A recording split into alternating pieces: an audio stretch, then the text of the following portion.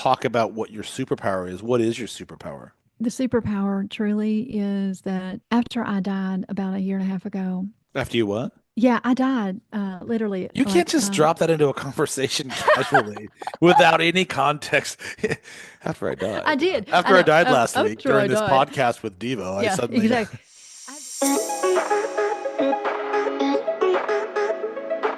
Welcome, Third Rock listeners, to the Branding Laboratory. I'm your host, Deevo, Chief Experience Officer for the Brand Storyteller and the Fusion Creative Brands. And each week, I have the privilege of speaking with extraordinary leaders and entrepreneurs who are reshaping the way industries work. These conversations go way beyond the surface to explore the core philosophies, the lessons, and the challenges that define the brands that we admire today. And one of the greatest rewards of this podcast is the opportunity to share the insights of some of the brightest minds in business, people who are passionate about pushing boundaries and redefining what's possible. And as I always say, the stories we tell are the brands we build. And this show is a testament to the power of that concept. Let's dive in. Welcome back to the Branding Laboratory. And I'm Deevo. I'm your host. And today's episode is going to be a little bit about a journey into a transformation, if you will, on both the personal and professional fronts. I came across this guest at a recent retreat that I attended, something that I have had on my radar for a few years. And the universe works the way the universe works. And it just happened to align this year with my schedule and all the different things. Anyhow, I met her, and it turns out she's from Charlotte, which there are people from all over the world here, 170 serial entrepreneurs from all over the world who were attending. And she's from Charlotte, so she's right here in my backyard. So anyway, had an interesting conversation with her at the retreat and just thought she would make a fantastic guest for the show. And I really wanted to sort of center the show around our inner world and this sort of inner engineering concept. And I just want to open with a question. Have you ever wondered what it truly takes to align your inner world with your outer success? Because everything is just a reflection of who we are inside. And what does it mean to rewire your mindset and your behaviors and your approach to life so that you're not just thriving in business, but you're living with purpose and impact. And that's one of the reasons I do what I do, is helping people sort of figure that out. And so it's always refreshing to me when I meet people who are sort of operating in the same sandbox and just having scintillating conversations with them about sort of their take on the world, because I have my own perspective, other people have theirs, and it's through this commingling of ideas that we grow, right? So these are some of the questions that I'm going to explore today with someone who has mastered the art of science and transformation. Her name is Hilary Porta. She's the founder of R3 International, which is a consultancy. She works with Fortune 500 leaders, elite military professionals, Hollywood visionaries, just a whole host and bevy of really cool people. And now she's coming on the show today. So grateful for that. Hillary talks about not just being successful, but about breaking through your limits. And who knows what happens when you sort of break through those things, right? So, connecting with your highest potential and rewriting the story of what's possible, because you're reframing this paradigm, this narrative that you've been telling yourself for all these years. And she's going to tell you or tell us in the show today that there are some limiting beliefs in that potentially. And so we're going to uncover her journey. I want to talk about her superpowers, which we're going to figure out exactly what that is, and some of the philosophies and personal beliefs that have guided her to help some of the world's most impactful individuals. And by the end of this episode, it's my hope that you're going to walk away with some powerful insights, some actionable takeaways that you can actually apply in your own life today and make sense of it and actually materialize something. So it's not just telling you something. We're going to show you what someone has already done, and then we're going to give you some tools to step into your own power. So settle in. This is going to be an episode much more about business. It's about discovering the alignment between who you are and how you lead. Before we jump in, don't forget to like, follow, and share this podcast.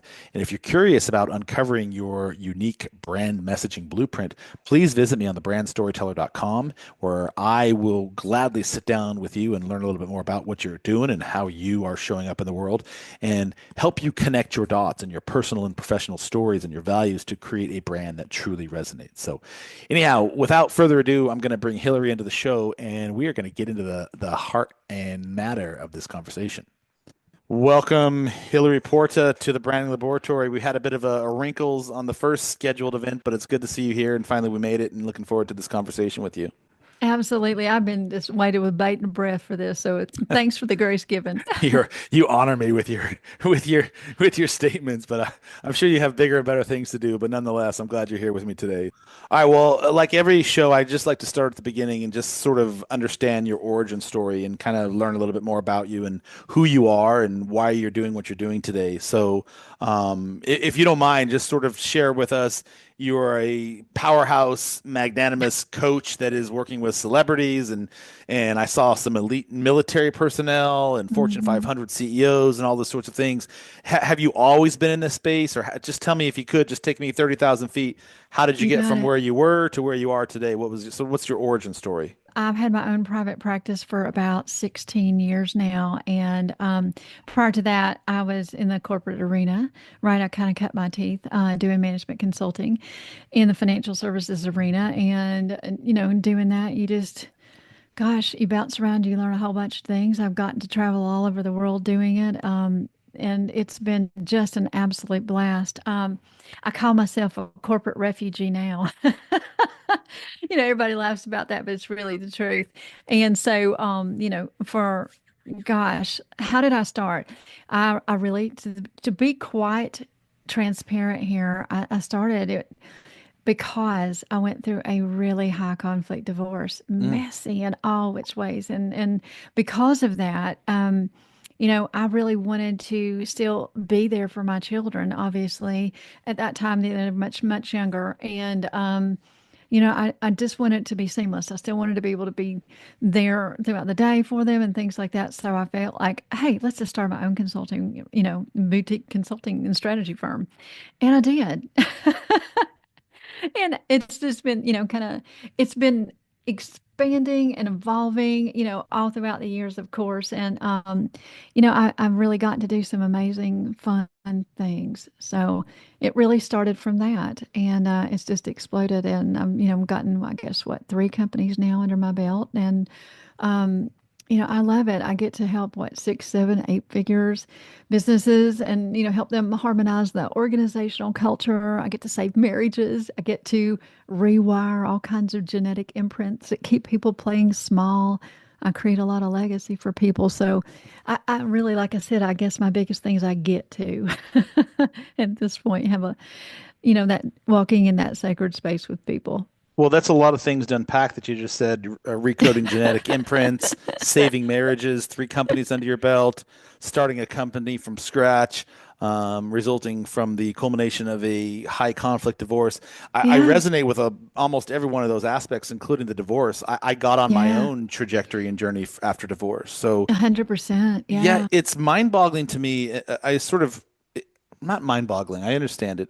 It's fascinating to me, this whole idea of marriage Yeah. and marriage to life, marriage to our companies, marriage to a partner, and sort of like how we invest all of these resources of our own into this, which at the time we thought it was the best idea, working with whatever information we had at our disposal, but sometimes it Right. isn't, and sometimes it doesn't work. And the same thing with business, right? And Yes. so you mentioned at the outset your life was a squiggly trajectory. So has mine. I imagine most people who are nominally successful all the way up to the top tier would say the same thing. What is it about, you can call it experience. I don't know really what it is, the maturation of your own time and wisdom, but what is it about early in the days when we make these decisions to marry somebody or start these businesses that don't work out and all these things? And some people recover from it and go on to have these renaissance lives, these renaissance affairs. Right. And some people never recover. If Yeah. truly, like, some people just No, don't ever I recover, do. And right? they get stuck and they stay stuck and yeah, and I've seen it a lot. Is there one single determining factor that you've seen in your experience from people who have suffered a serious amount of setbacks, failures, whatever it is, and Yeah. recover versus the ones who do not? The biggest thing that I really see, Devo, is that people fall into, right? They fall into in love, right? They fall into going to school and all these obligations and expectations. So they fall into getting a obligatory, career. They fall into marriage. They fall into having kids. They fall into the holy shit, is this it moment? And just crisis happens. And when I keep saying fall into, they do. They never, this has just been my experience, right? Is that they never intentionally design an architect. That's one of the reasons I call myself a life architect and kind of a business strategist, is because really no one spends the time, and we're not taught to really design with intention how we want to live, who Mhm. we want to marry or partner up with, or Mhm. from a business and a personal standpoint. No one ever teaches us, hey, let's kind of slow the roll here and let's look at the long game. What do you really want? Right? Mhm. What do you want it to look like? Oh, who are these people that you want to get involved with? Right? From a character standpoint, from their vision standpoint, from their work ethic. I mean, all of this. So, what I have seen, like I said, is that people just fall into, just kind of sleepwalk through it all. Mhm. And then all of a sudden they wake up one day and they're like, what the hell is this?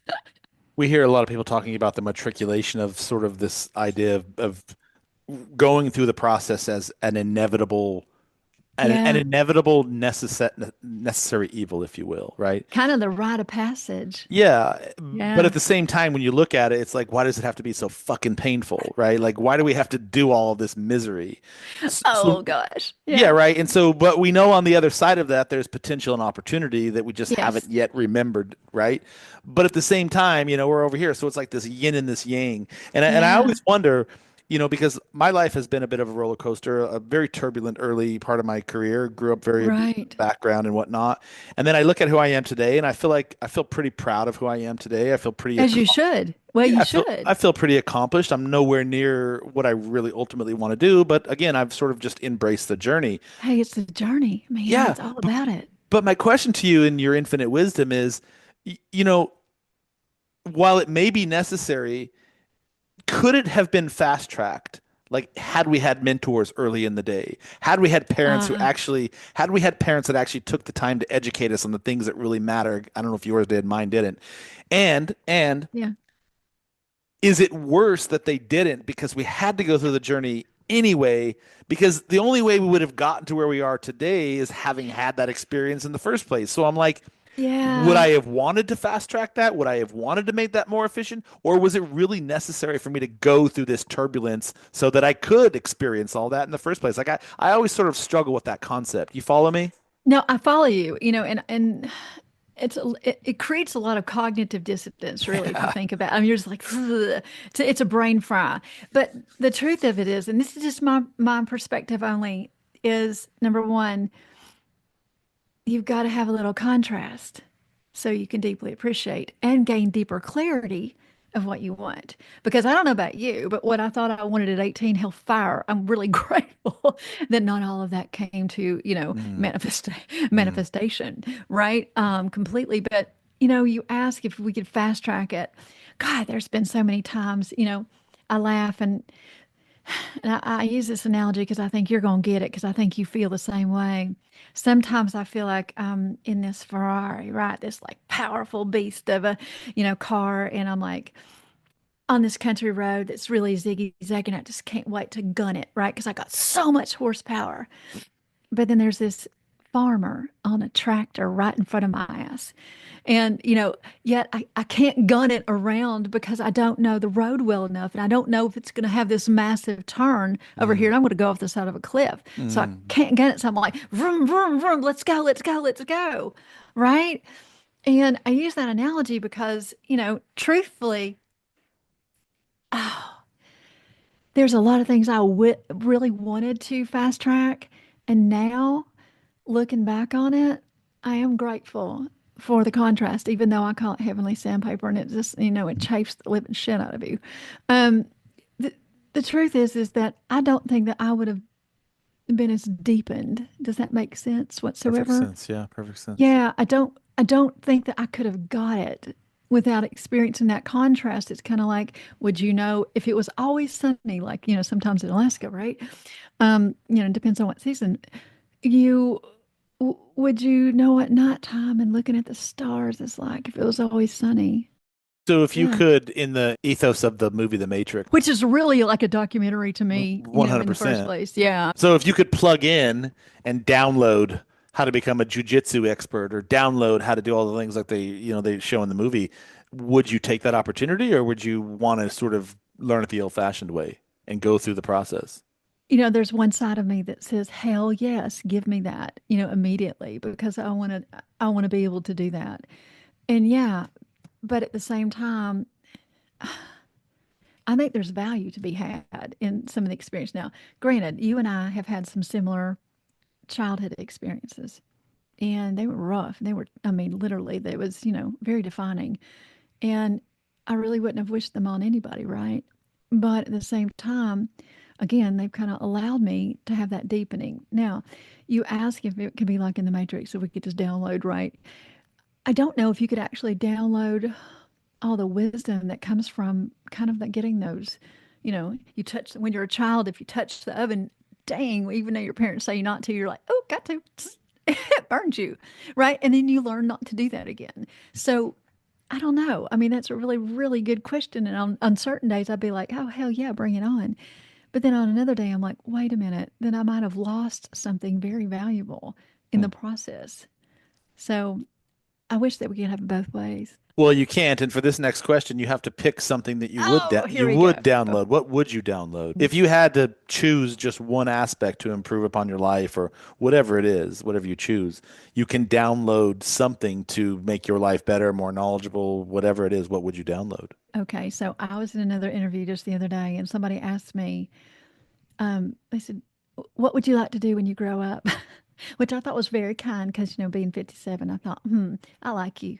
And the reality is immediately it came to me that I want to be a fairy godmother. Hmm. So if I could have anything just download in an instant, instant everything, I would have billions of dollars so I could be that fairy godmother. You don't strike me, and when I first met you, and I don't take this as any insult, it's just an Oh observation.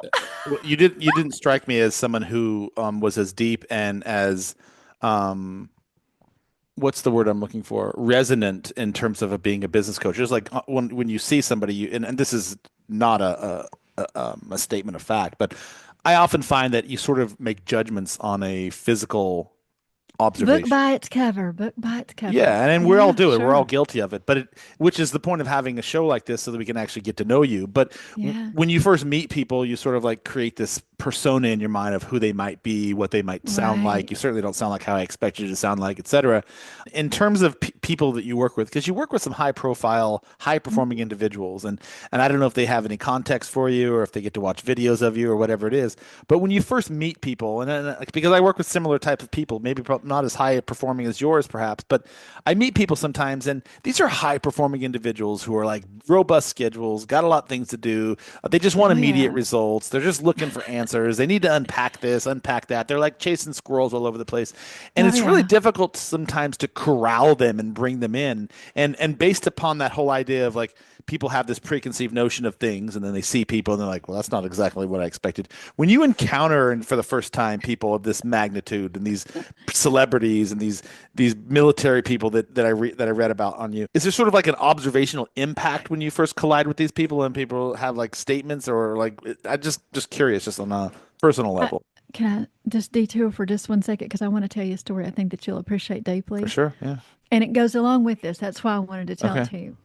So again, speaking Southern, right? I was hired by an organization to go up. I was in New York, and they were having a lot of trouble with one of their really star players, and oh my goodness, I mean, we're talking. He was a diva, and when I say a real diva, he was the kind that would take his helicopter to the Hamptons on the weekends. Yeah. This is Yeah. what we're talking about, This is what we're and so, talking about. yeah, this is the level we're talking about.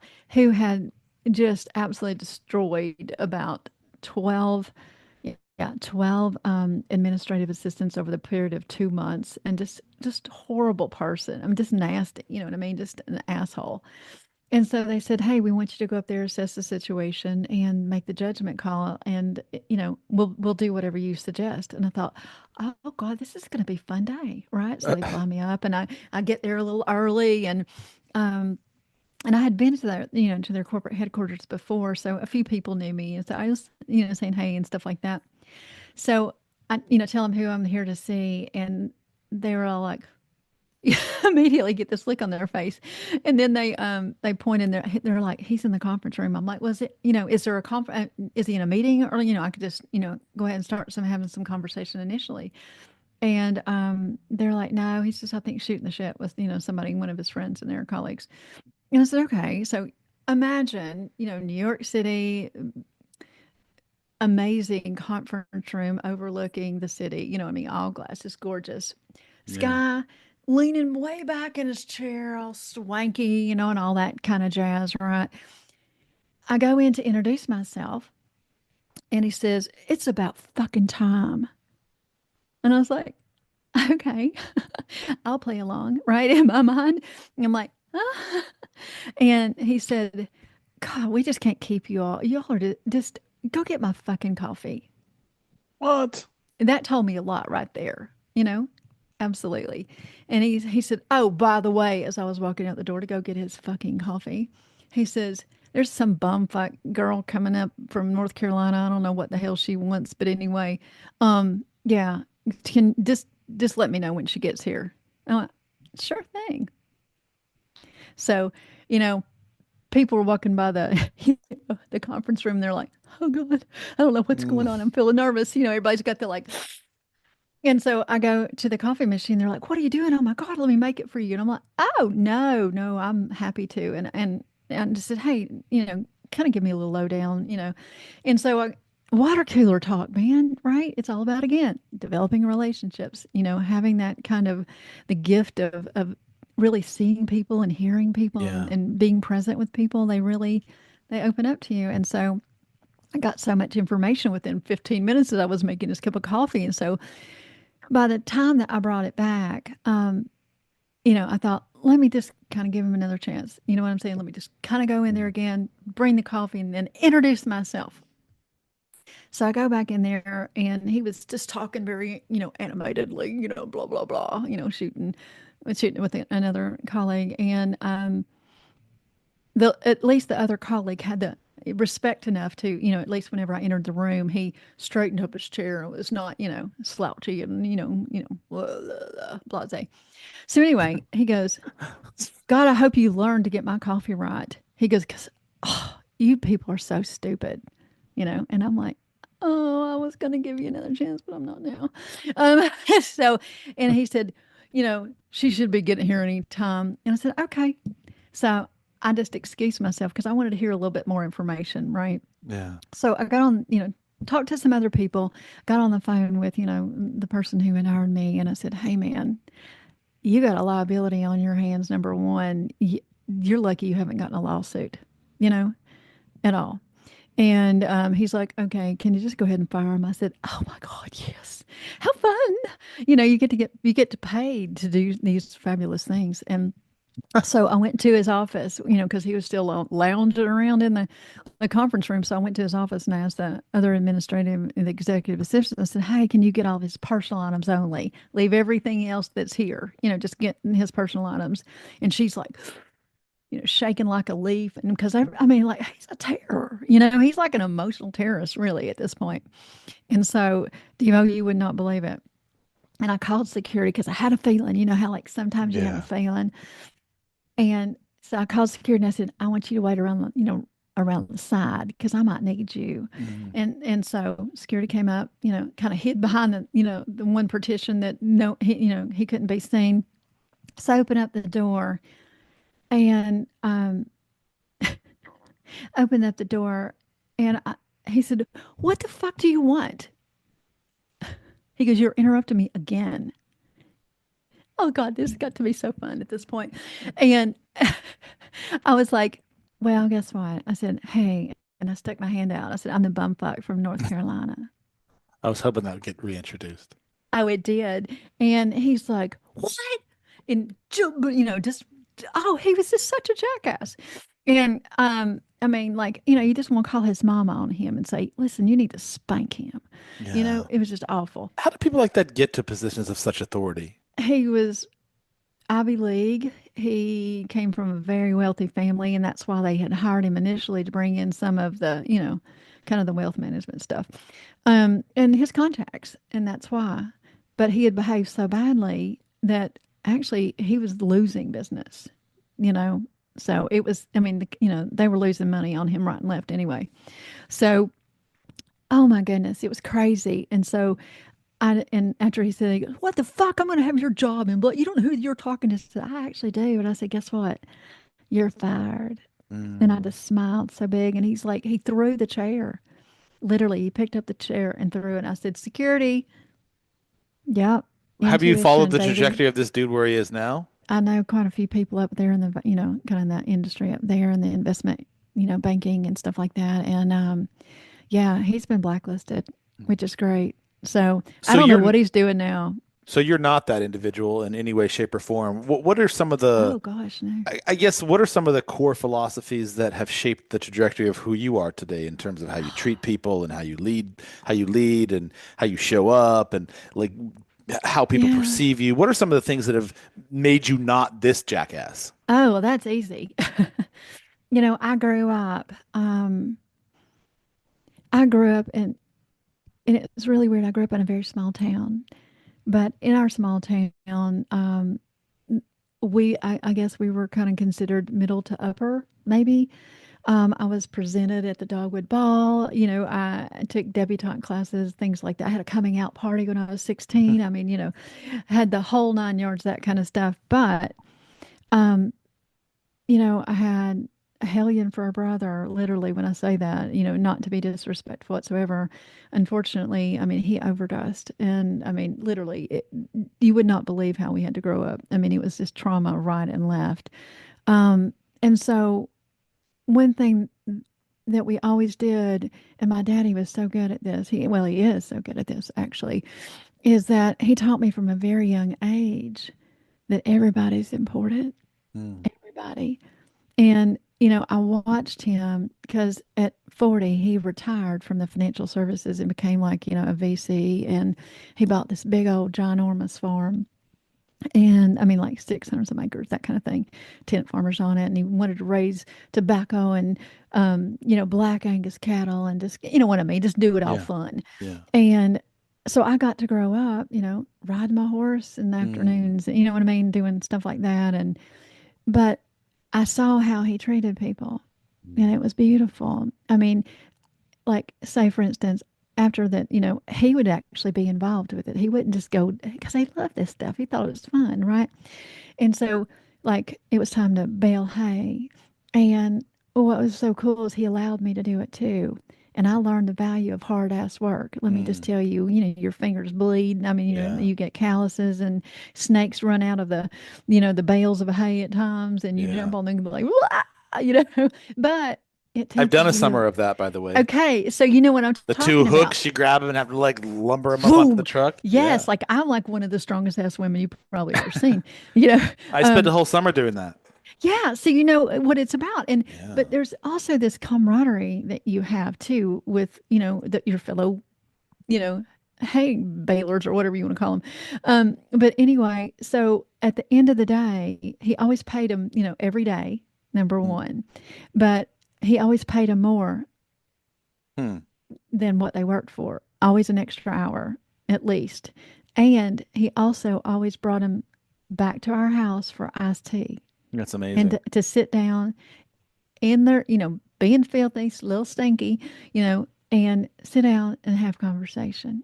So he So, always welcomed, he did, he welcomed people and he taught me the value of relationship. I mean, there's not like nothing that anybody wouldn't do for my daddy, right? mm, Because he's just that man. And so, but he taught me those kind of values and he taught me about giving and literally about people who don't have things. I mm, mean, he taught me, and we went to all kinds of places that one Christmas, I'll never forget it, Devo. One Christmas, we adopted a family and we loaded up, the car. We got to shop for the family and all the different kids and all that kind of stuff like that, which I still do with my kids. I mean, every year we always adopt, we always have.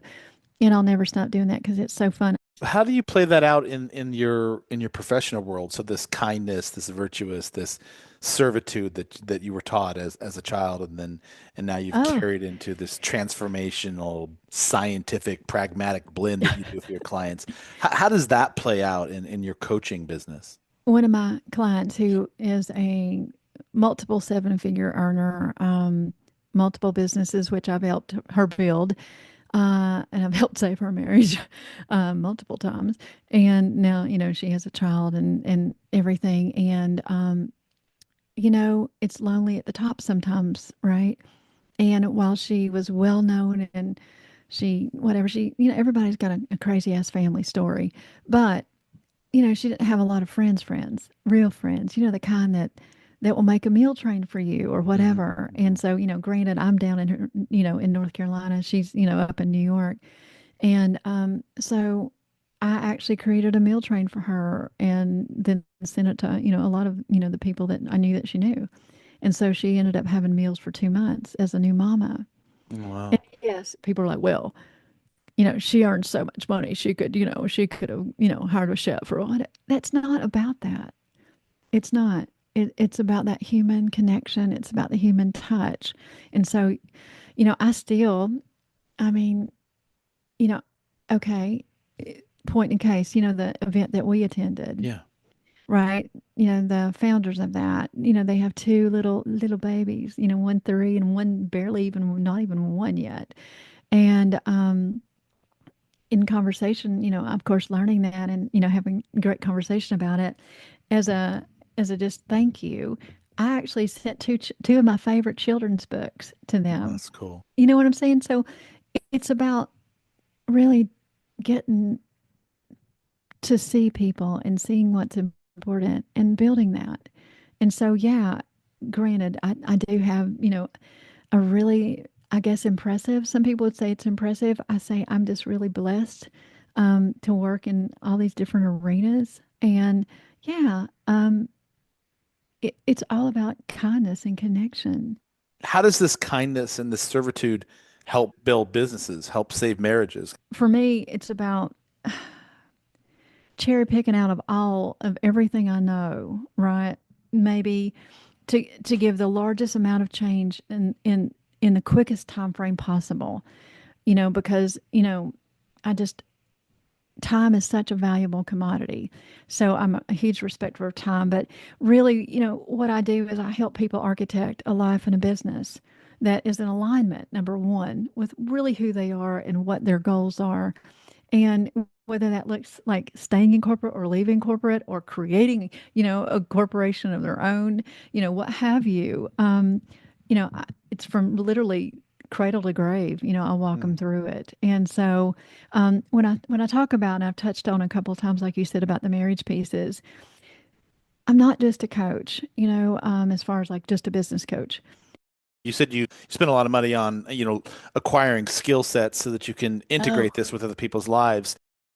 Can I ask, like, some of the modalities that you're using? I've heard of several course. different things from trauma releasing to therapeutic coaching, specifically so that people who are listening Sure. and these words resonate with them, whether they're looking for this or looking for that. What exactly are some of the modalities that you most commonly use? I'm probably master level in most of these and got probably more certificates and things behind my name than I ever put down. But I am master Reiki.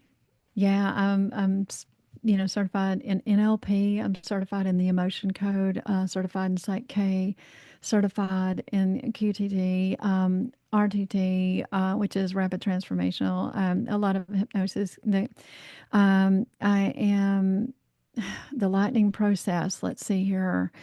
Havening. I mean, you name it. I've probably studied it. Shamanism. I've been to several countries and studied under different shamans and things of that nature because it just for me it's really interesting coming from the South and being involved in like women's ministry. I used to run a women's ministry and I became a lot more spiritual and have a different relationship with kind of God and consciousness and all of that stuff now. And I think people are missing so many juicy Mm, points that are in the Bible that it's the transforming and renewing of your mind. And that's there's so much depth to that and truth to that and levels of consciousness that people have not even explored from the church standpoint with that. But it's true. I mean, neuropsychology has been able to prove it, neuroscience has been able to prove it, and I've studied a lot of that over the last years. And so it to me, it's really you have everything that you ever need inside you. Sometimes you might need just somebody to walk alongside you and hold your hand through it, but you do. Everybody does. You're blending a lot of different modalities here, from spirituality to psychology to neurology to just a bunch of different things. Is there ever sort of a point in which you're working with somebody where you're clearly able to articulate a specific thing that they need, and so you're Oh able to yeah. fall back on a specific type of modality, or are you perpetually, and then this is more of a larger question, do you find that some of the best ways to help people are an integration of a lot of different types of things? Studying all these different modalities has given me truly is the ability to take a look at what the story is behind the story that your body is telling me. So, what I mean by that, I had the pleasure of um, coaching a couple of members of the royal family. Now, we're not talking the immediate royal family that's all in the tabloids and things of that nature, but kind of further, a little bit further removed. And when she would call me and she'd say, "Oh, SOS," right? And she'd say, "I have a migraine. I need to know what's behind it." Right. So I started training her to understand that from a metaphysical reason, there's something going on behind it. And remember that old adage about not tonight, honey, I have a headache. Uh, Right. So I'm like, okay, what are you trying to avoid? What's going on that you're trying to avoid? Because your body is giving you signals, right? And what's going on. So it's making you slow down and it's trying to say, hello, hello. I mean, there's all kinds of situations like that I could tell you, you would not even believe. Um, and so because of that, whenever somebody, gives me a very complex situation, I'm able to say, okay, what's going on with your body right now first? Let's talk about what's going on there. And typically, if they're suffering from things that are on the left hand side of their body, right, then that usually tells me that there's an imbalance, right, or deep wounding or trauma related to a feminine, someone of influence, right? Usually a mama. Let's just be quite honest, okay? You know, so there's that, and on the right side, of course, it's from the masculine side, and so I mean, listen, I have had such crazy cool experiences. I had a surgeon call out of Chicago, and he said, "I hear you do some really weird shit," and I thought, "Ooh, this is going to be a kill call." And another doctor actually in Chicago had passed my name along, and he had developed glaucoma in one of his eyes, and he said, "Hey man, I'm just got to be really transparent with you, that this is going to be a career ender for me if I don't get this fixed, but I'm going to have to do it on the down low." Right, because being a surgeon and having glaucoma and having surgery, it's not really, it's not looked at. He yeah. goes, "I'm kind of young, and the truth is I've still got, I got some medical school debt I still got to pay off." He goes, "So can you help me out?" I'm like, "Okay, yeah." I said, "I'll try," and I said, "Tell me which eye," and he said, "It's my right." I said, "Well, tell me about your relationship with your daddy," and he's like, "You're spooky," and so we started going on, and what was his body was actually saying. How glaucoma is kind of that cloudiness, over your eye.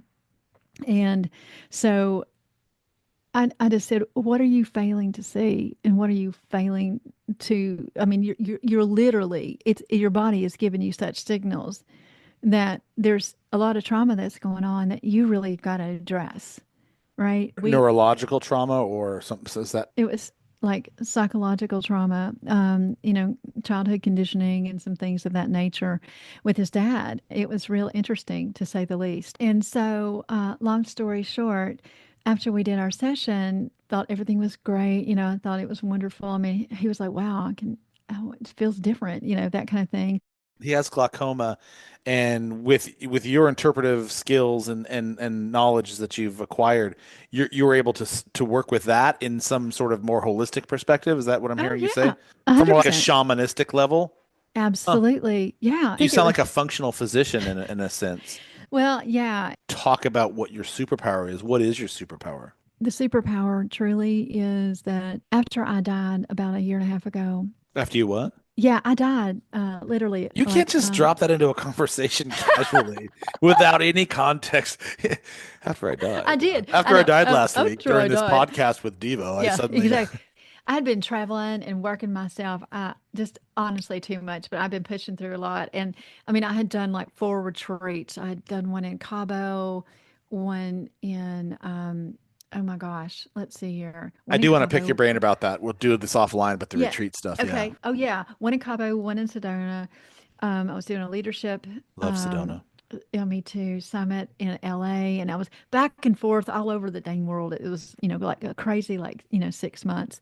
And I think I was in Costa Rica too doing one. I can't remember. But anyway, um, I came back and I was just not feeling the greatest. And after my trip to LA, I felt like I was getting the flu. And I was like, man, this is weird. Because, usually if I get sick or something, I can quickly rewire and whatever. And I was like, whoa, this is just different.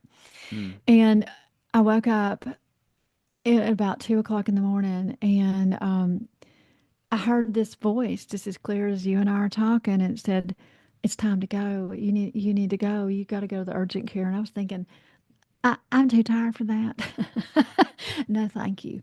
Right. So I tried to lay back and go to sleep, and it was almost like someone jostled me awake and said, "Get your ass to the urgent care." And I was thinking, well, my husband is in Daytona at the Rolex Challenge. This is not going to be well. It's 2 o'clock in the morning. I've got my youngest is asleep in, the next room, and he's got school in the morning. I drive myself because I'm thinking, oh, hell, I just probably got the flu and they can give me a shot, right? And then I'll go back and get my child up, and get ready for school and just go on about my day.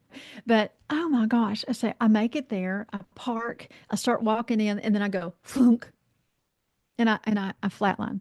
I'm in the ICU, obviously, and they're trying to get a hold of my husband.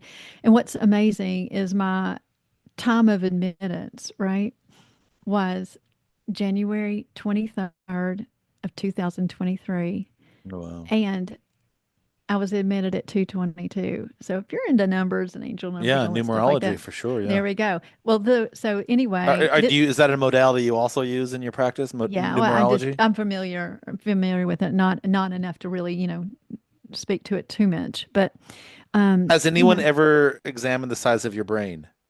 oh God, no. Well, I've done some brain mapping stuff, but it's really cool. Just because I'm a geek. But anyway, but seriously, and what was so cool is like this just shows you the love of a mother, right? So um, again, I'm dead at this point. Yeah, Wait, coming so back. okay, now you're on the ground, you're dead, but you're not. Well, Are you now aware of yourself being dead? well, not yet. And what was really interesting. So I'm just out, like out in somewhere. I don't know. And all of a sudden I jolt awake at 5:55, which is all about new beginnings and all kinds of really cool stuff if you're into that. And So you were dead from 222 to 555. right, for the first time. Kind of wrap my head around it. So you died at 222. I'm Yeah. assuming that, they pronounced you dead. They brought you into emergency recovery. Like Yeah, what yeah, they're ICU? trying to What? work on me and do all that kind of crazy stuff and all this stuff. And so then at 5:55 I wake up and immediately open my eyes and I say, "Here's the code to my phone. Call, Daniel and tell him what's happened. Go get my child because he needs to wake up at 6." And I said, "Here's my husband's phone number." And I went, chunk, and went out. And you died again? I did. So You know, you have two I had NDEs. two NDEs right there. Yeah. But this time was really cool because this is the one I really remembered, right? So all of a sudden, I don't know how long because, of course, I wasn't paying attention to time other than that just a moment, in time. And then all of a sudden I floated up, literally floated up to the corner of the ICU room. And I saw my granddaddy, who's like my favoriteest person, when he was alive on the face of earth. He was just wonderful. Those like when you're in elementary school and you get to take a person, your favorite person, to school for lunch, special persons day. So it was my granddaddy I always chose. I just love him. He was wonderful. It was very surreal because I'm watching him work on me, and all kinds of things, all What are kinds you of, floating in this space? What are you doing? Are you just yeah, sort of you're or are you yeah, just like aware of yourself being there? you kind of feel floaty, but you're aware. I Are don't are know. you are you a physical I don't know. I know that sounds really weird. I didn't even look down to see, if I was physical or not, at that point. I mean, but you're self he showed up as physical. but as a spiritual whatever you are, you're aware of everything else in the physical world, but you know that you're Yes. not part of the physical world. Exactly. But Wow. what was really so cool was there was all of a sudden there was all these people that were in the room, and then I could see, in an ICU room, you can see there's, the big doors, the big sliding doors and stuff like that. Sometimes they have the curtains over and sometimes they don't. But there was a lot of people that were walking around, and I was like, what is going on here? And I said, this place is busy, man. And he just chuckled and he said, well, these people have already transitioned. Oh wow. And I was like, oh, okay. I'm like, all righty. So that just kind of was a little like, A what? jolt. Yeah. Yeah, it was. And then all of a sudden, I just kind of did this big swirly thing, almost like going down like a fun slide, right? It was just all the colors were so vibrant, and it was actually amazing. And just the light, I can't even describe it. And what was interesting is, you know, you're talking, but you don't have to talk with your voice. It's I've heard this. Yeah, I've telekinetically. heard this. Yeah. Yeah, and it was true. I mean, it was, yeah. So, it's all of your senses are heightened. You came back Yes, again, came back. Well, and I was given a choice. but Yes, you were self-aware of yeah, this sort of biological evolution of knowledge yes, absolutely. while you were not alive. Yeah, And then you were yeah, given a choice to come back and you chose to came back and then so you came back again. Okay. yes. My superpower now, for some odd reason, is that I can. I've been given, I guess maybe that's the better word. As after I died, I've been given some more superpowers in that I have a knack for being able to go deep and see the truth. I feel like a keeper of the truth, and have really gotten into, I guess, over the last 5 years in particular, metaphysics and understanding what, goes on with your body and what goes on, from a metaphysical standpoint. And so my superpower is really, gosh, I guess because I'm obsessed with like human potential and human behavior, that is helping to excavate. Maybe that's it. That's right. Okay. So my superpower is really excavating the drivers, and, guiding through the complexities of things to unlock. And so that I can help really people break free. Right. So I guess my superpower is specializing in revealing kind of the belief systems, and breaking free of those subconscious shackles. So that would be my superpower. So one of the things I'm always curious about when I'm just meeting with my clients or just talking to people is what do people say about you when you're not in the room? And I'm always like fascinated by how people respond to that because sometimes people have imposter syndrome when they're like very shy about it and they don't really want to answer that. And some people are always like, man, I'm very clear and direct about it. So if what would your friends, your colleagues, people who interact with you, what would they say about you when you're not in the room? Confession. I've actually walked in when, they didn't realize that I was coming into a room one time, and I actually overheard something, and I heard them talking about me. And one of them was a relatively new acquaintance that I had met. So I was very curious to hear, kind of their take. And one of them was just a dear soul sister, right? And I overheard them talking, and they said, yeah, one of the things that just immediately struck me was how present she is. Hmm. And I thought, oh, that's interesting. Okay. And then I was just like trying to lean in a little bit more because, again, the voices were getting, they were kind of quiet, and they were like, the things that, I really love how that she's really present, but she's so generous. She goes, she's generous to a fault. And And I thought, wow, gosh, this is feeling like you're a little bit at your funeral, right? And you're and you're hearing all these things. But I heard that, and then I heard that, that, that, she's very humble, and that's why so many people are drawn to her. And I just kind of took that in for a minute, before I bombarded and said, "Hey," you know, and I was trying to figure out how I was going to approach this walking in to the scenario, right? But I just walked in. I said, "I hear y'all been talking about me," and I just said, "I just want to say how humbled I am at this very moment that y'all were so kind." If you had to write your epilogue of sort of what people would say about you, what would you hope outside of being humble and just sort of grounded?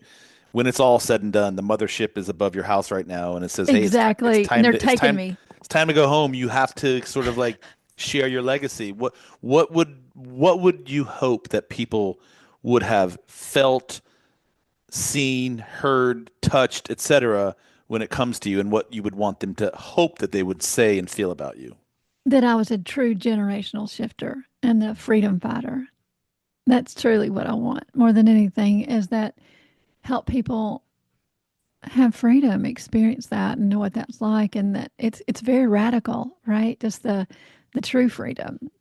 So we're not talking just time freedom and financial freedom and emotional freedom. We're just talking about all of it to be really free. Can you break that down a little bit? What freedom means to you? Freedom to be and what that really means and what that looks like for me on a daily and a regular basis is the freedom to design my own days, Hmm. right? The freedom to, let's just say this, if I need a little bit more time in the bed, that I can take it, Mm. right? I've architected my life to where, I don't have certain commitments at certain times. To me, that is extreme freedom, right? Mm. That's beautiful. The freedom that I have every day to choose, right? What I'm going to be doing, and the freedom to pivot, and what that looks like too. Like I said, kind of on the granular level. I don't know about you, but let's just say there are some people that are in corporate environments, and I used to be in one. Like I said, I'm a kind of a corporate refugee, but that they wash, rinse, and repeat all the time. They can't take this enormous pivot if they choose to. I mean, they wouldn't have a job. And Mm. so for me, freedom is, say, for instance, I want to launch a new product or something's really on my heart or something like that. I get to, I do it. That to me is freedom. The freedom also that I have because I've done a lot of the deep shadow work. Um, and the freedom lies with that is that I have less and less triggers. And so I get to have freedom emotionally on a daily basis. Right. And that's just a constant, you master, whenever something comes up, you have a choice of what you want to do with it. And that just comes from discipline, right? And mastery of certain, skill sets. But there's also a freedom to that too. Hmm. So do I, have a place in Bali and do I have a mountain house? Do I have all these things? No, I don't. Have I been there? Not to Bali, but I've been, a lot of different countries all over the world. I love it. I love the freedom to be able to travel. I love the freedom that, I get to take, this wonderful tool that we have, right? Our phone, and I can go anywhere. I Hmm. can do my business with my laptop, right? So that is freedom for me because I do like to explore and I like to, see what kind of shenanigans I can get into in a different country at times. So I love that freedom. Now, you know, freedom also, like I said, it comes from a place of peace. And it's also from a lack of judgment, in my opinion. This took me a lot of years, I'm not going to lie, to learn that one because, when you are a real judgmental person, really the harshest one that you're judging is yourself and you're projecting it onto others. And so for me, having the freedom, because we're talking about freedom here, having the freedom to be without judgment, to really take a look at around at both sides and call it like it is and own whatever piece that it is that's needed to own And that's a beautiful thing because you don't have to carry the guilt, the D- shame. Does the judgment that you're referencing, are you meaning because it sort of sounds like when you say freedom, you're saying the autonomy to make the choices and not be structured and restricted by the traditional bounds of society. But in addition to that, when people are structured and bound by the traditional structures of society, there might be some sort of emotional tendencies to creep into that jealousy, judgment, et cetera, because you're so caught up in Yes. what you don't have. 100%. There's that comparison and that envy. Hmm. And man, those are just, to me, those are diseases. Disease. You're completely at dis-ease with yourself. So I don't have those. I truly don't. Somebody asked me the other day, said, "Oh, well, you really need to do a competitive analysis, and this and that." And I was like, okay, hold on a minute. That's that's assuming that there are competitors. And somebody just looked at me like I was losing my mind. But the truth is it doesn't have to have competition. Hmm. Is there a better way to reframe that though? You don't know what you don't know, and just being aware of stuff of the marketplace or aware of the people who are doing similar things to you, even if it's nothing, 100%. even if it's nothing else of just connecting with them to like form a partnership or a collaboration with them. Just like I Yes. want to, I saw your stuff online. I think it's phenomenal. I just love to connect and have coffee Yes. with you because I want to pick your brain, right? 100%. And but that's different, right? That's more Sure, just industry research and really, kind of taking a look at, what's out there, that people are doing. And like you said, for a better goal, not, understood. not to kind of, like I had the situation one time, Devo, it was not just once, it was three times now, um, where I had to actually have a cease and desist because someone had actually taken all my verbiage from my website and created their own. Wow. Yeah, right. And that's when you feel a little flattered, and then then you have to ask them to stop though. So That's yeah. funny you say that. I don't know if you know this about me, but I used to do primarily photography many years ago, and Oh primarily, no, I yeah, didn't. yeah, primarily wedding photography. I shifted into the more of the business world I guess about 6 years ago now. But Oh anyhow, wow. I had a bride call me. This was like 15, 20 years ago. Yeah, because I still own a photography agency here in Charlotte. What? Yeah, So so we my need to have a session or something because I need some new headshots now. Yeah, well, let's connect. But yeah, I now my photography agency, we do photography and videography, and it works in Yes, conjunction with the branding, the sort of telling the story, right? of But course. anyhow, I had a bride call me. Her name was Allison. This was like 15 years ago, and she's like, "Dude, are you selling our photographs on Etsy?" And I was like, "What are you talking about?" So she sent me a screenshot of some mugs that she had found on Etsy, and it had pictures of her and her husband and like all these different photographs that somebody had stolen from my website. Oh man. Literally they took screenshots of it and then were plastering. I was first of all I was like, "Wow, I'm really honored that you would Yeah. think," but at the same time like I want some royalties on this motherfucker. I know. I So, was the same way. I was like, I wonder how many coaching packages you've sold. And I should probably, be, yeah. privy to some of that. Now I'm right there with you. And so, yeah. Whew. Well, anyhow, so I liked your definition of freedom, and again, it's sort of like the autonomy to be able to make the choices that you want, when and wherever, however you please, and I think that sort of aligns with what where I thought you were going with it. But Yes. in terms of the business that you do, this life architecture that you are, you have this sort of unique idea of blending science and transformation and sort of connecting with people on a deeper level so that there's meaningful impact in what you do. Was this something that you was this something you sort of happened onto by accident, or was this something that you sort of saw a gap and you started matriculating, or was this through experiential? Like, how did you kind of stumble into this space?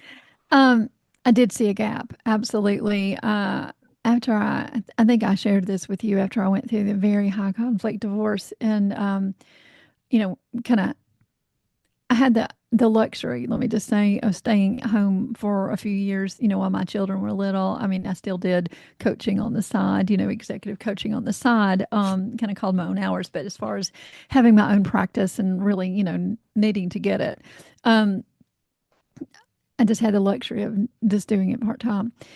Um, and after my high conflict divorce, literally, it I was looking around the industry and taking a look at, again, kind of doing industry research and analysis, and realized that all of these coaches, there's either a life coach or a business coach or a spiritual coach or a relationship coach. And I really started looking at that because, there's so much brilliance out there in the coaching world. I mean, there really is. It's beautiful to see. And, people using, their strengths and their tenure and their gifts and all of their knowledge that they've, as you say, the maturation process, right?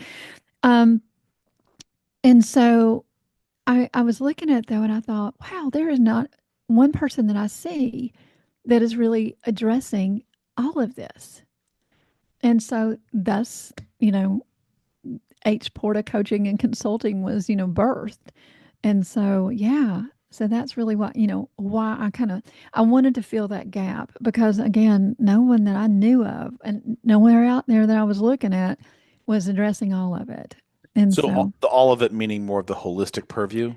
yes, absolutely. I mean, I laughed. One of my favorite clients who actually ended up staying with me for 5 years, and I mean, she would take a half a season off and said, "Oh, nope, need some more growth in some different areas," and so it accumulated about 5 years, and she laughed and she said, "Oh my gosh, you literally are." You know, you're my marriage coach, my relationship coach. You are my business coach. You are my personal growth, my spiritual coach. And she said, and now you're my parenting coach. Hmm. And and she said, I just never realized I could have it all in one place because she had been outsourcing all of Hmm. them. And it's really challenging to do that because if you've got all these different coaches, that you're having to keep up to speed with what you're doing, where you're going, all this kind of things of that nature and where you're wanting to get to, you're hearing a lot of different voices, number one. And they're only looking at that one perspective versus looking at all of it. And I think that that's really, really important to do. Is somebody that can be in that foxhole, always laugh and say, I'm like that, in the foxhole kind of girl. But really helping you manage the space between the space and all of the arenas because you, just like, you and I both know that whatever is going on personally is going to mirror in your business, and the same thing. I mean, everything, it's a mirror effect. And so you have to really understand those, those concepts and the kind of the spiritual laws along with everything. Mm. So, you can throw a formulaic approach to anything, Yeah. but it's that's just what you're going to get. It's not going to be custom tailored to you and your family and your relationships and whatnot. So in terms of that reflection, where no pun intended, that everything is a reflection of yourself. How do you manage yourself in that regard? So do you have a coach? Do you have a therapist? Like who is your accountability partner, if you will? Who is your life architect, if you will, in terms of keeping, because we're all good at helping. Everyone's really good at helping other people, and I'm guilty of this. Like I'm Yes, really good at sort of seeing the big picture. I'm really good at sort of identifying gaps and targets and like projections and all these things. Like you can have a 5 minute conversation with me, and if you ask me for my opinion, I'll be able to really quickly identify things that you could improve upon right. that, right? But then I look at my own self sometimes, and like sometimes I struggle with just like basic things, and it's like sometimes we can't get out of our own way, right? And so that's why I have a coach, and that's why I have a therapist. Well, I don't have a coach right now, but I did. I'm still searching for one. Right. I sort of outgrew my existing capacity, and that sort of happens. That's a different That, conversation. We can go but into it that. does happen, and that's a very Yeah. real thing. I mean, sometimes what got you here won't get you there. 100%, Yeah. 100%. So I'm So, I'm sort of looking for that, and that's a separate conversation. We can have that offline. But anyhow, sure. in terms of Hillary, the life architect, this space that you operate, it's a lot of high pressure stakes because Mhm. you're enabling people to not have to outsource their freedom, outsource you're helping them sort of find that. So Absolutely. how do you keep yourself sane and on target and in your blueprint and your North Star and all those fun things? Well, okay, you did ask me, do I have a coach? Um, I have someone who is, I guess you would say they're a coach and confidant who um, I trust with everything to where they can hold up a mirror to me if, they have no hesitation. Um, And so, for me, it's iron sharpens iron. I really look for Yeah. people that can strengthen me. Hmm. And, really, because I think that's so important, to expand your thinking, to really become a master thinker.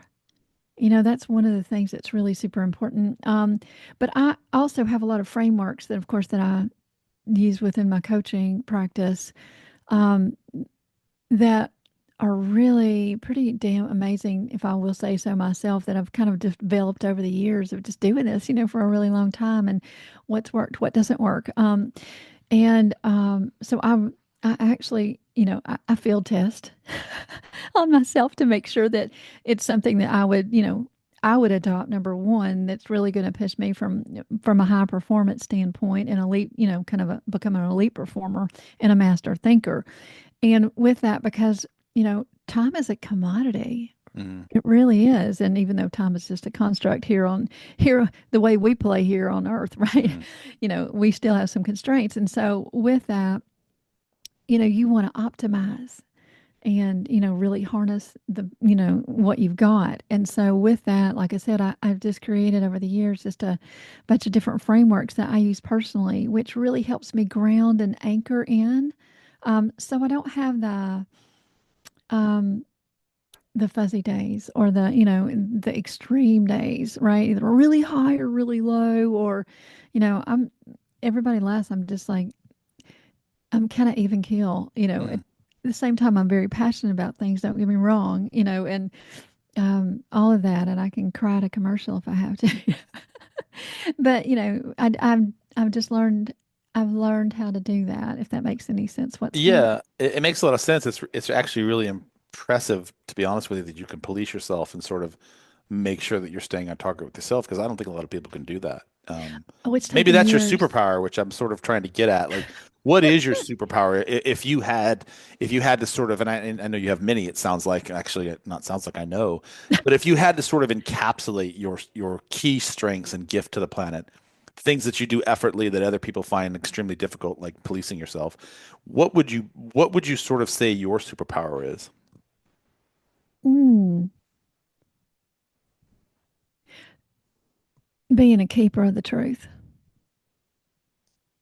And I know that that's probably like Yoda speak to some. When you're doing these sort of truth telling exercises, and Right. I would imagine, again, I'm not a psychotherapist, but I would imagine that you have to sort of tap into the subconscious level in order to change this paradigm, whether it's Amazon packages or childhood trauma or whatever it is. There's sort of Yes. these layers that build up. So how do you deconstruct that by using your superpower, this truth-telling superpower? How are you tapping into the subconscious to rewire that so that you can unlock your clients or the people you interact with's truest potential so they can be their truth, tell their truth, etc.? How does that process work?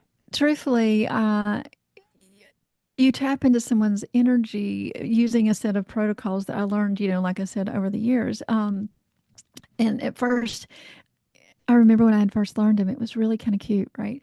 When you first learn something and you're unsure and you're like trying to make sure you're following the protocols and this Yeah. and that. And you don't even realize that you just need to go with your intuition. Yeah. You need to just call in your intuition and the kind of the super conscious. And some people have different names for it, spirit, universe, God. Some people call it Buddha, whatever. I don't really care. Whatever you want to name that is your super conscious. And so I get to tap in to their super conscious only if it's safe and appropriate. Now, I've had situations where I've tried to tap into someone's energy, um, and it was not safe and appropriate for me or for them. Oh, wow. And so, I mean, I got a big hold the hell on, and I'm like, okay. I'm like, so that's just not something that, it's a good time to do right now. So, Mm. yeah. Um, But what was it? listen, I want to say this, okay? Because I'm not a real big fan of, was it gurus and all these other people and influencers. It's just, that's no. If anybody says, oh, I can heal you, you need to run the hell away like as fast as you can, like Forrest Gump. I mean, seriously, because nobody else can heal you but you. So what would you say? What's your marketing mantra in lieu of that? Well, I mean, I guess get to walk alongside others, and kind of be a field guide per se, as they're healing themselves. I mean, like you said earlier, you don't know what you don't know what you don't know, right? And so I, with what I do know, get to help them walk along and actually heal themselves.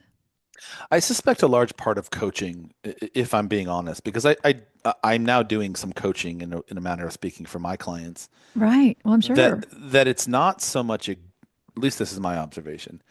It's not that I necessarily know better per se, because you're probably a lot more talented than me as an executive in your field. I certainly don't know your business. I don't know the Right. craft that you've spent masterfully numbers of hours on perfecting and all these sorts of things. And it's not that I'm going to come in and say, "Hey, let me show you the best way to do this because I'm your guru."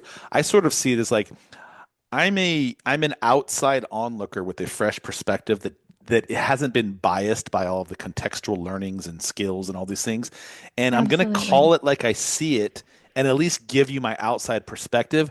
And we'll learn together whether this is going to be the most effective. I'm sort of like, I see it as like more a collaborative partnership with a different, cleaner set of eyes that's not bogged down by the minutia that you sort of have been swirling around in for so many years. Does that make sense? Absolutely. Well, that's you said it beautifully. I mean, on my website even it says, I'm a spotter. Mm, Truly I am a spotter, not only in motorsports, which I have been able to do, but at the same time, I truly am just like you with your coaching as well. You get to be objective. mm, And that is right there is just that is the key. That is so critical for you to have, the non-judgmental objectivity to mhm. where you can really help pull it apart because you're not emotionally attached to it. Hmm. I love that. Yeah. Do you think that this skill that you have, I know you have a massive amount of experience in learned behaviors and modalities and all these different things that you bring to the table. But I often wonder for people who are truly gifted at this, there's learned behaviors, but there's also an innate aspect to it that somehow or other you were just gifted by the universe with this ability. And I don't really know what that is. I I sort of get torn between everybody has this, but I'm just going to be honest with you. I've met some people right now who just haven't figured that out yet. And no, you don't ever, you don't fall into the everybody yet. I don't mean that to be judgmental, but some people are further along in their Sure. development than others. So, Well, yeah, yeah. absolutely. So And, there's an innate piece to this, right? yes, there is. Why do I, some people have the gift?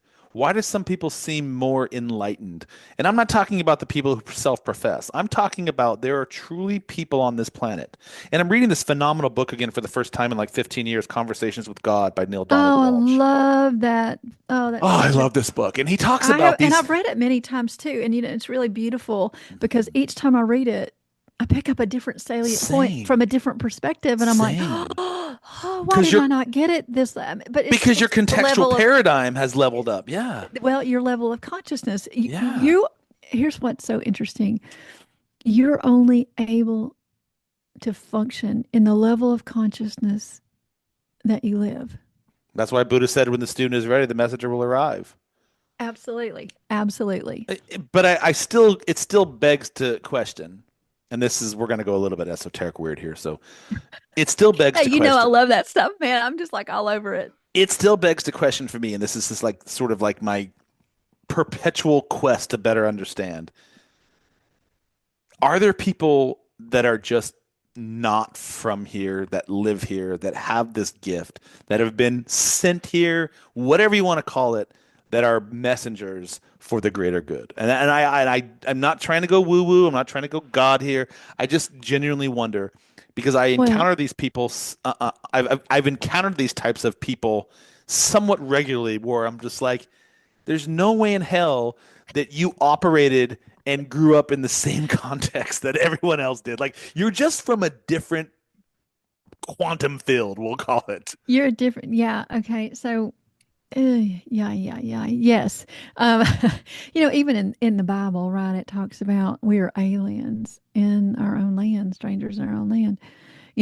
Yeah, I do believe that. I mean, it talks even, like I said, going back and referencing the Bible, the Nephilim. And I Mm. mean, where the hell were they from? Right? Like, it's so arrogant for us to believe that, we're the only ones in the planet. planets, period, and solar system and everything else. I just think that there are other beings, there are other life forces, there are other things that, now, of course, which is so absolute hysterical, that the government is actually admitting, that they're UFOs. Please, really? I know.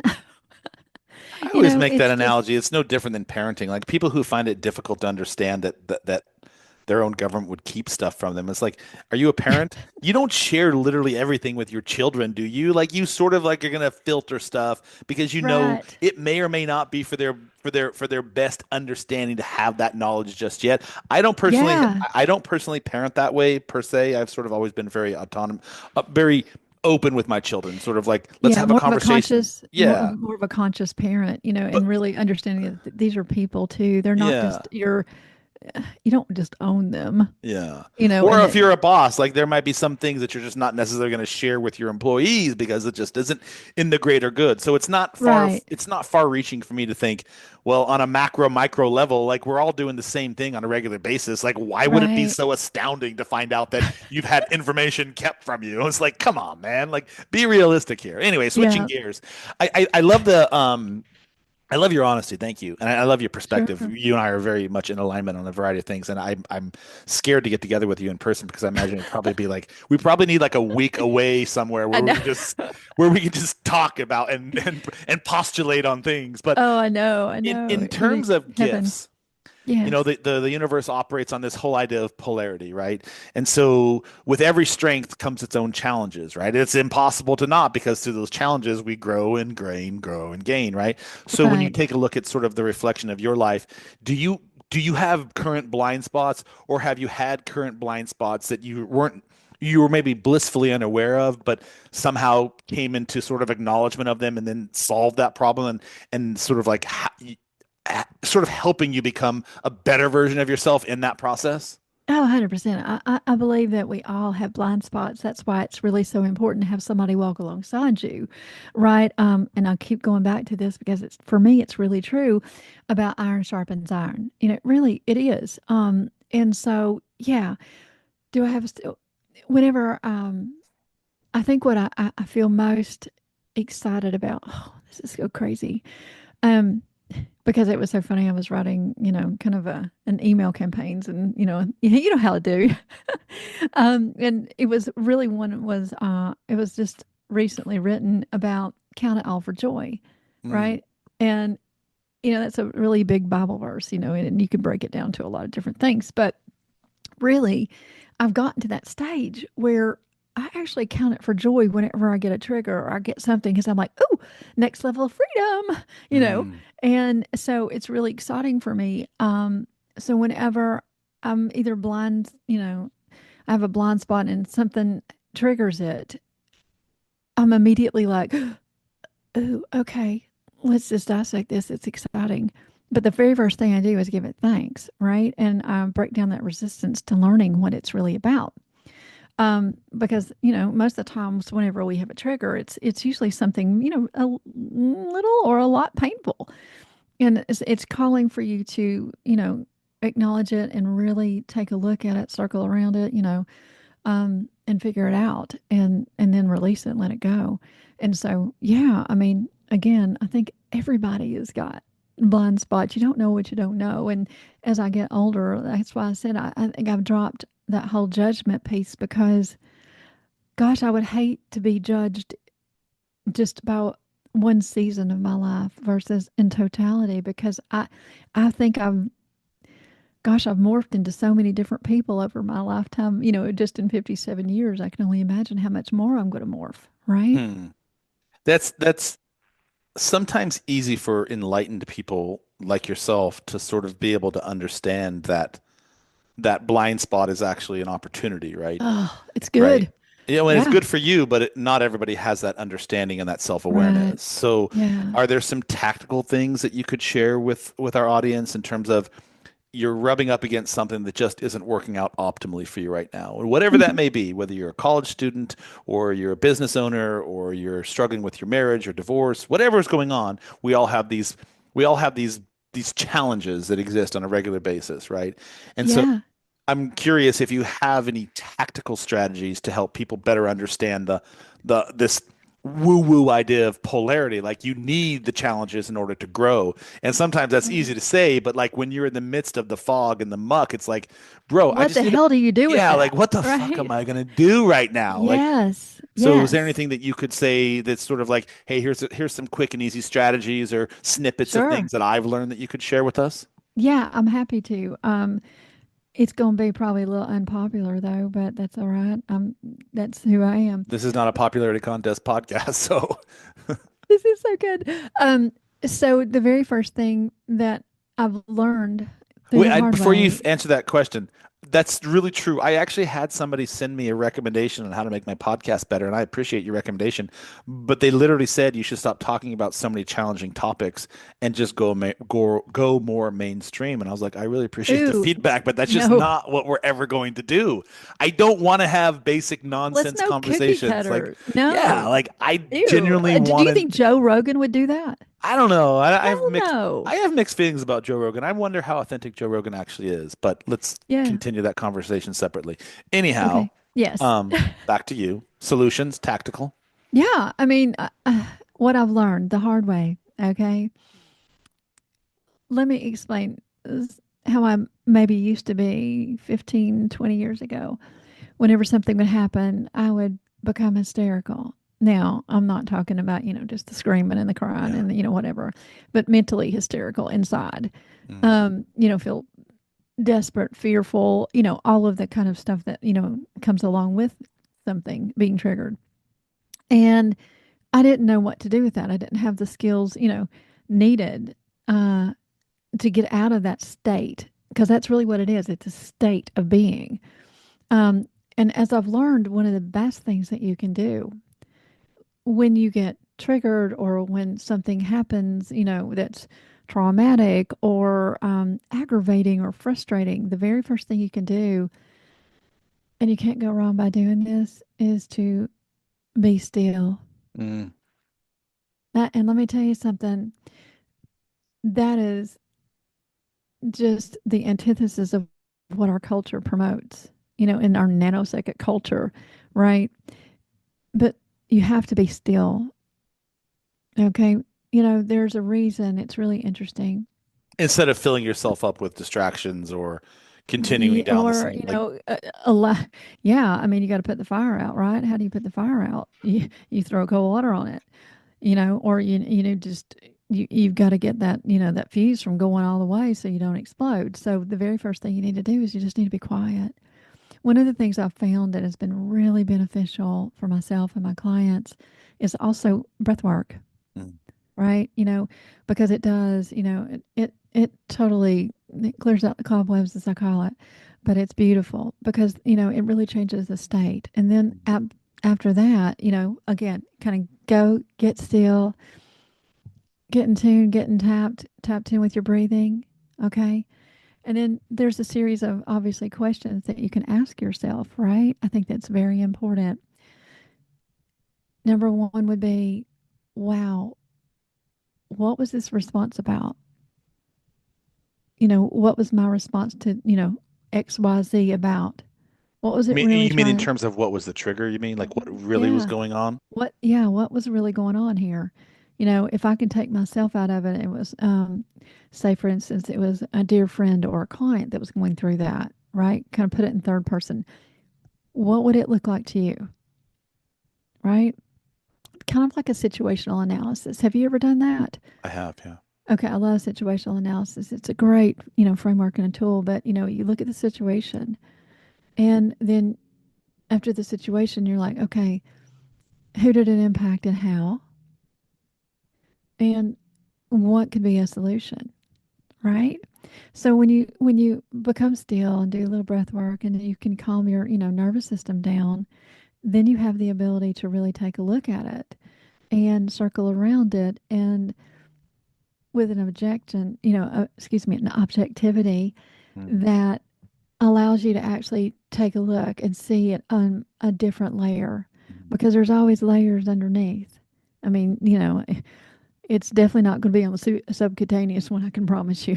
So it goes deep usually. And so then you can start peeling them back. And, it's really interesting.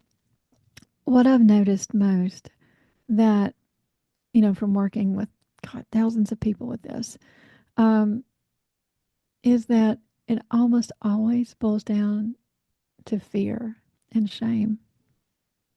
And that's what produces, the anger and the guilt.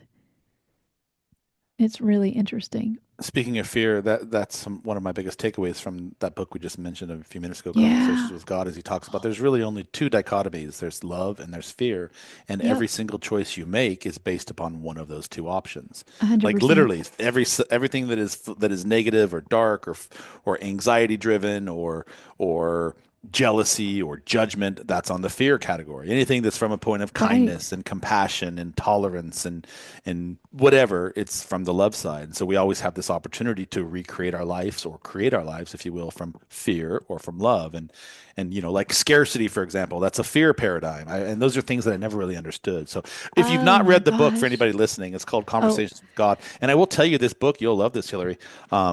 I got divorced, I guess now 15 years ago, or I guess about now. yeah, me And too. Yep. and I was on, and I didn't know it, unbeknownst to me, I was on a trajectory of just sort of, oh, I don't even know what that would be called. I was living the American dream, if you will, just doing the Oh yeah. nonsensical Of things that had no course. purpose or meaning.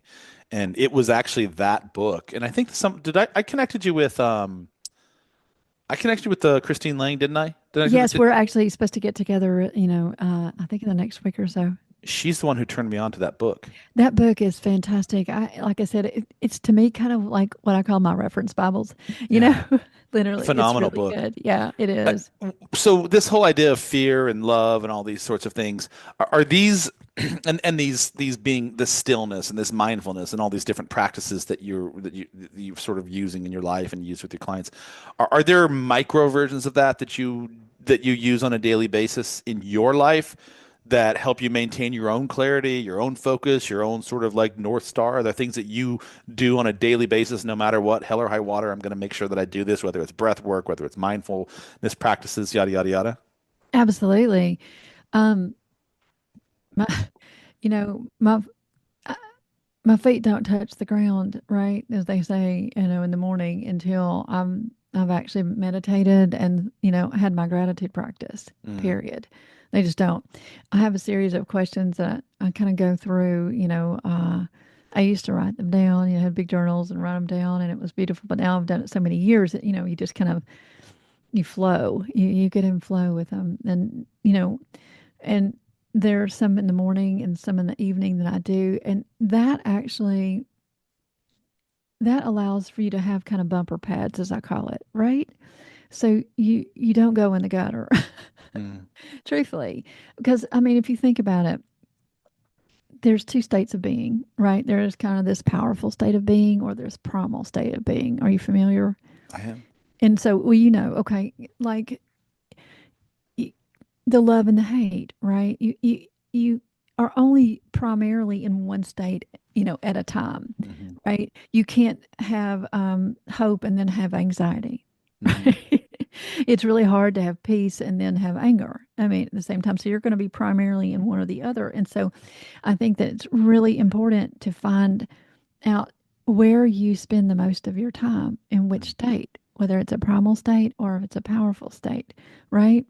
Because your higher self, that's where your passion, your inspiration, that's where your vitality and your confidence, your courage, your curiosity, your the celebration, all of it. That's a powerful state. That's your parasympathetic nervous system. And then your primal state, if you think about it, that's overwhelm and disappointment and impatience and envy and jealousy and sadness and worry and anger and overwhelm, whew, and anxiety. So you have to figure out where you lie. Does that make sense? Hmm. And how you're bent, Hmm. right? Based on conditioning and based on experiences and things of that nature. And I think that that's the thing is so many people work so hard on the self concept, and to me, I see so much abuse in this. It's like a personal development hangover. People always want to fix what's wrong with them and all that kind of stuff like that. And, they think it's so noble to do that kind of work. Well, I think the most noble work is to learn yourself, number one. And, I think it's really important. It's so funny. I always make my private clients do a SWOT, Mm, right?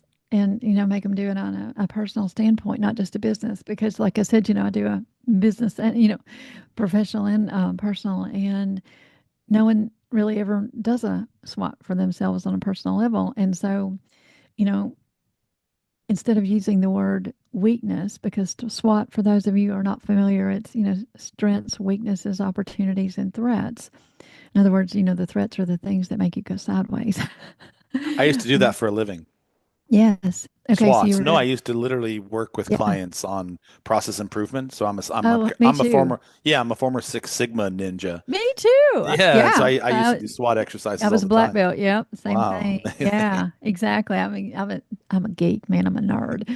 I actually even studied under Deming, if you can believe it. So, yeah, the Well, father of you it, have a and lot of continuous different improvement. layers of things that we're unpacking in this podcast. Yeah, it's just fun though. But at the same time, you look at that, and knowledge is really it is power, because once you understand that, the biggest thing, that the most radical thing you can do is to give yourself grace, right? But focusing, on the weaknesses is so funny, because I'll have, people will send me back, because what I usually do is I usually make people give me a SWOT, and then I ask for, their circle, both professionally and personally, to, perform the SWOT analysis for them as well, and send it to me, and I synthesize it, and then we have a great, beautiful conversation about it. Um, and it's funny, you want to know the very first thing that they jump to? I do. Tell me. Yeah, it's weaknesses. Hmm. Everyone wants to know that, don't they? They want to know what everybody else saw was their weakness. Hmm. And so I've actually changed the W now. That's and weakness is kind of a nasty word in my household, because I don't believe in it. Mm, I believe it's information. mm. Or opportunities for growth. Absolutely. Well, Yeah. yeah. I mean, so, I don't call things weaknesses. Like, I don't have fucking rules. I have Mm, agreements. I have agreements with myself. I have agreements with my family members, mm. right? It's softer. I like It that. invites, right? And I think that's the biggest thing is, when you're armed with truth, going back to kind of being a truth teller, right? When you're armed with the real truth, then nobody can take that power away from you. Hmm. And you can stand in it, right? So, In our last few minutes of this call and in our yes. podcast, I would like to get to a couple things and thank you Okay. again for being a Sure. guest on the show. It's been really a delight to get to Hey, know you a it's little been bit my better. pleasure. You know that. When you think about the legacy, we talked a little bit about your superpowers and your gifts and all those things. When you think about your legacy and the impact that you've made as the life architect here, what do you sort of want people to have known you for? Not say about you in the former question, but what do you want to have been known for? I really want to be known for giving the gift of love, truly, and being embodying love for others that they've never experienced. And that is the freedom, and that is the generational shifting all combined, if you think about it, Mhm. because the greatest gift is love. And most people, I remember I was at a retreat, and never forget it. It was so impactful. We were doing an exercise, and doing a lot of releasing, and of the things that no longer served. And this one beautiful, beautiful client of mine, we got down to the real, right? The red blood. Most people get scared about. The black blood's what you really need to be afraid of, right? To that level, when you ever get to the black blood, as I call it. And we got down to the black blood of, her biggest wound. And so as I was helping her release it, I actually held her. And when I say held her, I held her with love and just purity. Does that make sense whatsoever? Yeah. And she broke because she had never been held before. She'd been hugged, but she'd never been held, truly held. So if I can be a holder of space and of love, then that's what I would love to be known for. I think that the term for that is somatic. Am I right on that? Like more of Mm. a somatic experience? Yes, exactly. Hmm. Interesting. Yeah. What is the best place for people to find you if they want to connect with you? Oh goodness, they can find me all over the place. You can find me at my website at H Porta. It's HPORTA.com. You can find me on Facebook under the Life Architect, Hilary Porta. If you want to check out my personal page, it's just Hilary Porta. You can find me on LinkedIn, of course, again under Hilary Porta. And if you are going through currently a divorce or a separation and you need some extra support, you can find me at theshameslayer.com. I like that. I know, right? I just make up some fun stuff. But theshameslayer.com is a good place to find that support if you need it. And if you want to learn a little bit more about rewiring your subconscious, you can find me at Rewire. It's REWIRE.HPORTA.com. Why do So you there have so you many have it. different pseudonyms in terms of branding and things of that, all these different layers? Right. Because I told you earlier, I have the freedom to create and pivot wherever I want to. So I But get I'm to do just a lot of curious. different things. No, I'm not, and I'm not questioning. I'm just curious why you wouldn't have one sort of centralized portal where with all that stuff that could be I navigated do. through. It's Oh, okay. actually, yeah, it's on my website, meaning the main website is Got it. hporta.com. Got it. It's just under different services, Got it. Got it. Got it. So Got it. Understood. yeah, Okay. it just links Cool. to different landing pages if that makes sense. Well, Hillary, I don't even know where to begin to thank you for all the different things that you've shared with us for 2 episodes, because this is part two of the first one that we went a little bit lengthy down several rabbit holes. So Oh my goodness, I've there's, enjoyed every moment of it. I'm so honored, honestly, Devo, not only to have been invited to come back, that you didn't kick me out. My husband, he's Irish. He has this funny saying. He says, um, I'll only bring somebody back the second time if I have to apologize. Right. So anyway, but thank you so much for the time that you've invested and the wonderful conversations and just the sharing the evolution of who you are and your journey with me. It's so deeply appreciated. it's been my honor. Thank you. The honor's been all mine. I've learned a lot from you, and it's been a fantastic conversation. I know that all of our listeners are going to get a lot out of it. So thank you. Thank you. All right. So, for anybody who would love to connect with Hillary, all of her links, her copious amounts of links, will be listed in the notes below. We'll just And link that one. How's that? yeah, I'm just joking. But if you do want to connect with her, I highly recommend it. I've had multiple interactions with you, both in person and now, of course, over the podcast. And every time I walked away, just sort of shaking my head in wonder and amazement at how many different things that and gifts that you deliver in every conversation. So, thank you. I appreciate it. Thank you, sir. What a freaking show, and what a freaking amazing woman Hillary is. Thank you, Hillary, so much. For our listeners, if this conversation has sparked something in you or you're interested, don't let it end here. Please connect with Hillary. And again, you can visit her website. The links are in the show notes below, to learn more about her transformational work as this life architect and potentially do some sort of collaboration with her. And while you're at it, remember to like, follow, share, forward, whatever you do in your personal world. This particular episode, it's through your participation and collaboration that I can continue to bring on amazing people like Hillary. And if you're a purpose driven leader and you are looking to uncover your unique blueprint, your unique brand, I invite you to visit me on thebrandstoryteller.com. That's my shameless plug. And I can take you on a journey of your own through your personal business and your branding and your personal branding, and all those different things. And anyhow, that's it. So, Hillary, thank you for being here and sharing your brilliance with me and my listeners. To everyone listening, remember, who you are is how you lead, and how you lead is how you grow. Until next time, I'm Devo, and this has been the Branding Laboratory. See you on the next episode.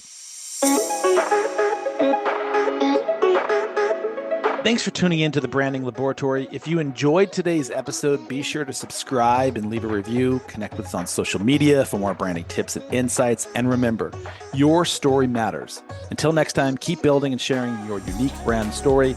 I'll see you soon.